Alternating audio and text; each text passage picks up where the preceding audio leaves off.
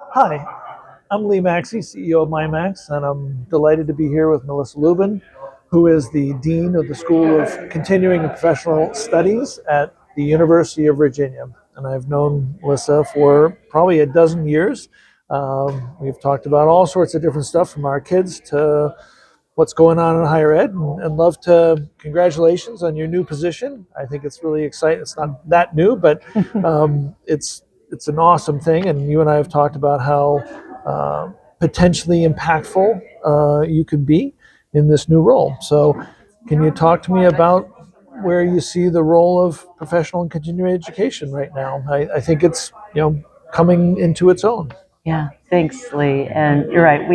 We go back a few years and have seen some of those trends that we once talked about really, I think, live themselves out. I think we're really in a moment right now in continuing and professional education where we're really looked to for advice, for guidance, for excitement, for innovation, for possibilities and how to grow, for answers, solutions. And that didn't used to be the case. Even just, I would say, 4 or 5 years ago, we were at a very different place in education and where continuing education sat in the academy. And so I feel like it's a privilege to work for a public institution that really values continuing education, that values different pathways to learning, other than those that are a little more traditional in nature.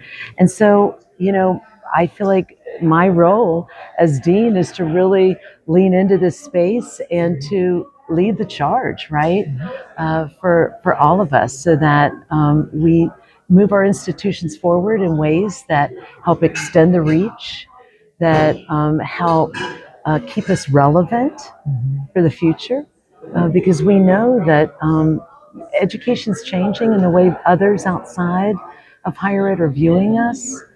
Sometimes has not been great. Right, And right. so the more that we can do to show the impact of education, the better it is for everyone, most importantly the students and the companies they work for and the communities they live in, right? But also for the schools and the institutions, so that it's a feedback loop. We can continue to give and change and learn, and they have their impact and come back to us to change and learn, and so Right. on. I You made me reflect on 5 years ago, 7 years ago. I won't say squawking, but really, how do we get a seat at the table? And just we know the adult learner. We know this stuff that the university doesn't know. And you're right. I mean, that was something that was talked about over and over again at these conferences. Yep. And Yep. I agree. I think the moment is different now, that schools are not. I mean, we know the demographic cliff was coming, and the 18-year-old population, and so on. And everyone said, well, the other market is international, but that got complicated, and is going to continue to be complicated regardless of who gets elected. But the adult market is, the lifelong learning, the 60-year curriculum, whatever. Yep. And we collectively sit in a place where we know how to address that. And Absolutely. I'm really glad to hear that that's recognized, I say, at an institution like UVA. Yeah. Yeah. And speaking of an institution like UVA, you've read, I know, many flagships of state schools are doing okay or well, and yet their regional publics are struggling. And I remember I think one of the first presentations I heard you do was talking about the collaboration between Virginia Tech and UVA when you were at Virginia Tech, and you talked about sharing office space and sharing, I think, even classrooms, Yep. which Yep. across rival boundaries. And I was very struck by that, because it showed the ability to do, in my mind, what was right for the student, regardless of the institutional you know allegiance, separation, or whatever. So can you talk about that role that I think a flagship has in its state, and how that's going in Virginia? Yeah, yeah. Well, that's That's neat that you remember that. That was some years ago, but it's so relevant right now. Still, we actually called that presentation co-opetition, and at the time I was working for Virginia Tech, right? So I was at a land grant institution, which also has responsibilities in the states that they serve. And Kathy Collin, my counterpart at UVA, was for the flagship institution, and we're seen as competitors in many ways. But behind the scenes, what we realize is that actually together we can be so much stronger and do so much better by the people that we're serving, by figuring out kind of behind the scenes, what's my lane, what's their lane, those kinds of things. We can work that out. We have our strengths. And by kind of leveraging those strengths, figuring out where those natural areas of overlap are, and either agreeing to do things together or picking and choosing what you're going to the space you're going to get in and the space that they're going to get in. So it's about having the conversation and about being transparent and about all when the tides rise, all boats rise with them. And so it's not either or, it's a yes and so I think by approaching that, there really is room for all of us if we all are very clear about what our mission is, who we're serving, how we can best do that. And we all can't be everything to everyone all of the time. It's just not what's best for the university. It's certainly not what's best for the student. And so by just partnering, I think, and by not thinking that you have to be always the one in the lead, always the first out, always the dominant player, that really it's best sometimes to watch others and learn from others in the space. I mean, one of the things that I like to do is making sure that in my conversations, that in the Commonwealth of Virginia, we have just a fabulous state that has so many different kinds of institutions, small ones, large ones, public ones, private ones, and they all have different focus. And as you know, our sons are the same age. And as they were, exploring and looking at colleges, that it's really important for them to find the place that fits them the best. And so I think as an institution, particularly as a flagship, we sometimes are called upon. The door's always open to us. And so it's easier for us to walk in that door. What's harder is if you're an institution that doesn't have that same network that can position themselves in the same way, then it's our responsibility to lift and climb, right? That we bring those with us. And that sometimes if I'm in a conversation and they're talking about an opportunity that I think would be best served by a community college, then I talk about that and I make the connection so that the community college can step in. In continuing ed, there's overlap in what we do, right? Not only with other institutions, four-year institutions, but also with the community college. So it's important that we're mindful of where can they best serve, who can they best teach, and that there's plenty of room for all of us if we just kind of give each other a little wiggle room, right? And invite each other in that opportunity. So I seek partnerships and think that we do best when we show up together. I remember with UVA, when I was with Virginia Tech, as we were moving into a new market, we would go to businesses together to talk about what we could do, and they would kind of be surprised to see Well, both of us in the same room, right? They're all looking at the football game and saying, or whatever, and they're saying, "Whoa, you're not supposed to be on the same side of the stadium." Exactly. Yeah. And so we used to get a kick out of that. That they would, wow, because and sometimes UVA would be the one that there might be an alum there, there might be some connection that company had, and so it would be their turn at the time to move forward. Or it might be Hokie Nations out there, and it might be that the connection was better with Virginia Tech. And so we just learned that it all kind of works out as long as you're truthful and open about it. So rising tide, we're not maybe in a rising tide right now. We're in a stressful, higher ed is no question under a tremendous amount of stress right now, and it's possibly going to get a lot more significant when after the election. We'll see. But I think there are sort of two paths people go when they're under stress or institution. Is it Lord of the Flies, or is it really people's best nature comes out when there is a stress like that. So I think it's going to be very interesting to see whether people act out of desperation and get closed, or like you're saying, doing the right thing, which is we are stronger together. And I do think online and AI potentially gives us the opportunity to have that happen easier than ever before. So, can you talk about where you see online education going, AI related or not? So, where do you see that going in the PCO world? Yeah. So I really appreciate you bringing this up. We're in a very complex time, Mm-hmm. and we get in our own way sometimes in higher ed. Mm-hmm. And so one of the ways that I think we can get out of our way is, again, to be visible.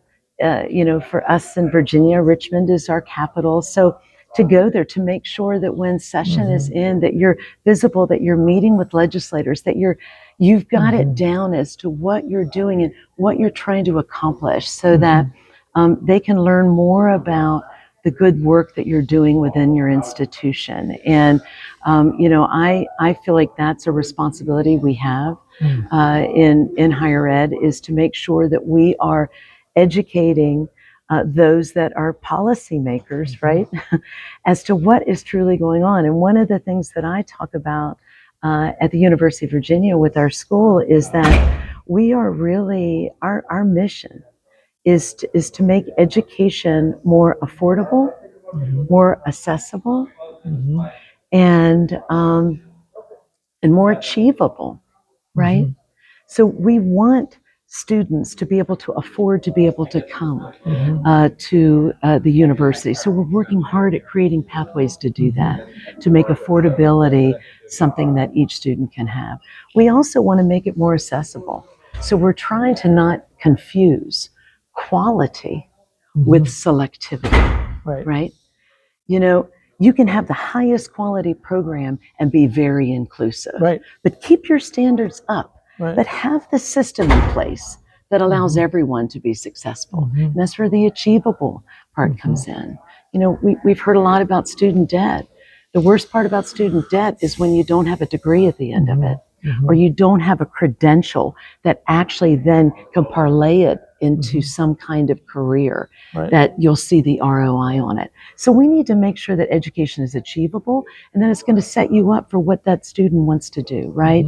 What that adult learner, what that parent, what that professional wants to do with their education. So that means we as faculty and as administrators and as leaders need to listen to what is going on. We need to listen to what companies are wanting, what the communities are wanting, to ensure that they're moving forward, that people have social mobility. So we have to change sometimes what we're offering or how we offer it, and AI comes into that. That can be an amplifier. It's not a replacement for what we do, but if used as a tool, it can help augment everything that we're doing, so that those human skills that we have, these kinds of conversations, right, will really be the focus, and that we can then take an interview like this, right? Put it into AI and say, hey, what are the 5 things that she said that came out? It's already happening right now without us knowing about it. That's right. That's right. So not to fear it, not to fear it. Invite it in. Cat's out of the bag. It most certainly is. Yeah. So just generally some last thoughts or closing comments. Where do you see higher ed heading in the near to longer term? I mean, what's the role of higher ed in the U.S. in the world? Where do you see that? I mean, whether it's public or private. I know you've been in the public domain for a while and serving Virginia. You haven't gone to Old Dominion yet, but that's right. Or George Mason. That's right. There's still plenty of schools in Virginia. So you got more Virginia to cover. Really? But exactly. You know, I've loved the roles that I've been able to serve in, and really what I think the future is. I really believe that education transforms lives. That is just, we know Me as that. well. Yep. We've seen That's it. why I So started MindMax. Yep. yes, that's right. Yep. Right. So we and there's many ways to do it. You can do it through your work. I can do it through my work. And I think that the future is strong, but we have to continue to adapt and adopt, right? New strategies and new principles, new ways of learning, new ways of being, new pathways in and out, right, of the institution, so that we can continue to be relevant, right? That's what I think the trend in higher ed is, the relevancy. I think that's what's truly being asked is it relevant? And I'm pretty passionate about, when you go to college and when you have higher education throughout your lifetime, it's more than just the actual discipline or topic that you're learning. It's about the interaction that you may have with your classmates or the professor. It's about the stress that you have to go through to be able to manage life and work. It's about the finances and learning how to prioritize and the incentive that gives you to do. Those are life issues that I think education can help you refine that. And you want it to be worth it at the end. So I think the trend is we're going to continue to refine and heighten the kind of education we're providing.